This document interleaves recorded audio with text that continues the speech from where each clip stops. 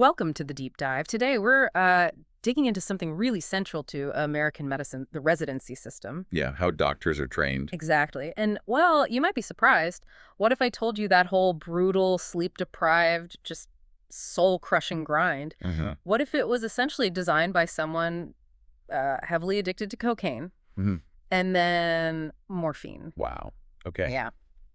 We're talking about Dr. William Halsted. He's often called, the father of American surgery, the architect of modern residency. So, okay, let's unpack this a bit. Right. Oh. To really get it, you have to go back. We're talking the 1880s. Halsted is this brilliant guy, super ambitious, Harvard-trained, a real rising star at Johns Hopkins. Okay. And he's right at the forefront, experimenting with what was then this hot new medical Okay. thing, cocaine, specifically as a local anesthetic. Sounds groundbreaking initially. It absolutely was, or it seemed like it. But the experiments got personal, very So personal. how so? Well, he started injecting himself. Then he got colleagues to inject him, and what started as, scientific inquiry just spiraled. Into addiction. Full-blown severe cocaine addiction. Yeah. And then, the thinking at the time wasn't quite there yet. They tried to cure the cocaine problem With, morphine. oh, no. Yeah. So now he's not just dealing with cocaine addiction, he's cross-addicted, Yeah. dependent on both.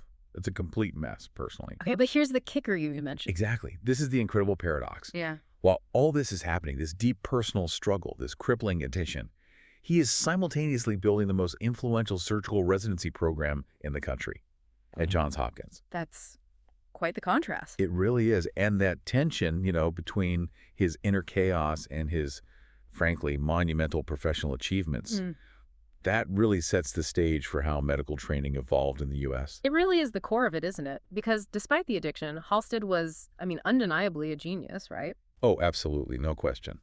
He brought sterile technique, gloves, gowns, the whole thing to American operating rooms. A massive leap forward. Huge for patient outcomes. Fundamentally changed things.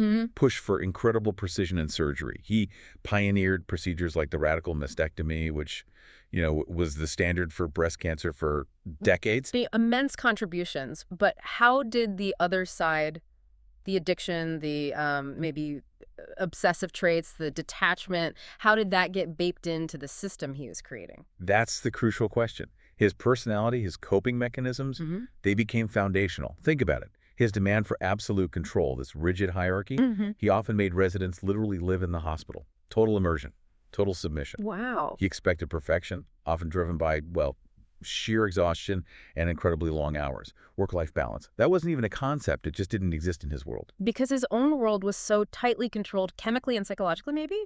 Precisely. He needed that control externally because internally things were so chaotic. And he imposed that exact same environment, that demand for control and endurance, onto his trainees. And here's the really startling thing for me. We're sitting here, it's 2025, and that framework, it's still, largely intact. You still hear about residents working 60, 80 hours a week, sometimes more. Absolutely. The hours are still grueling. And if you actually do the math, break down the pay versus the hours, they're often making something like, $15 an hour? Sometimes less, yeah. While carrying massive student loan debt. Right. Crushed by debt, overworked, sleep-deprived, and they're still told, often, this is necessary, this is how you become a great doctor. But is it? When you look at resident experiences now, is it more growth or is it more just trauma? Well, that's the million-dollar question, isn't it? And it's fascinating why it hasn't changed more, fundamentally. Why do you think that is? There are layers. First, hospitals. Yeah. Well, they benefit financially from resident labor. It's relatively cheap, highly skilled work. So there's not a huge institutional incentive to shake things up. Okay. The economics. Then there's this deep, deep culture within medicine itself that almost romanticizes suffering. Like burnout is some kind of badge of honor, proof you're tough enough. Makes you a better doctor, somehow. That's the narrative, yeah. Plus, residents themselves have very little power. They're locked into this system to get licensed. They often feel they can't speak out. Trapped in the pipeline. Pretty much. And maybe the most insidious reason, everyone who makes it through, they survived it. Right. And that creates this mindset, maybe unconsciously, maybe not. If I suffered through it and I turned out okay, then so should you. It's a classic drama cycle, really. It just keeps perpetuating itself. That if I suffered, so should you idea. Yeah. That's really chilling when you put it like that. It's not just about being tough, it's a Yeah, cycle. it is. So medicine's purpose is healing, right? But how do we square that with training healers in a system that seems built on, well, perpetuated suffering, a system reflecting Halsted's own struggles, as you said? It forces us to look at some uncomfortable truths, doesn't it? Mm-hmm. About how deep these historical roots go. It's quite something that we're still training healers in a model designed by someone who was, himself, struggling so profoundly to heal. Yeah.